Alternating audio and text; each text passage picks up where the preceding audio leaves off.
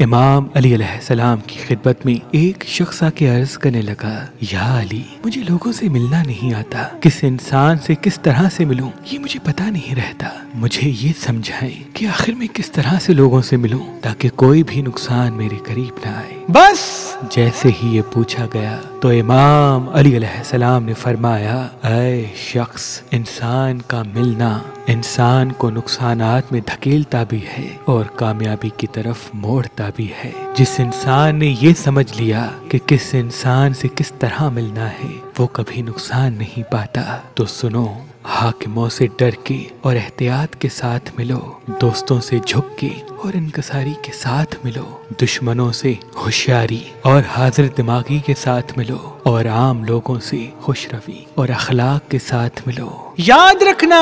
جو انسان ان 4 چیزوں پہ عمل کرتا ہے اور ان 4 اقسام کے لوگوں سے اس طرح سے ملتا ہے تو وہ کبھی نقصان نہیں پاتا اور تمام کامیابیوں کا رخ اللہ اس کی طرف موڑ دیتا ہے، اللہ اس کی طرف موڑ دیتا ہے۔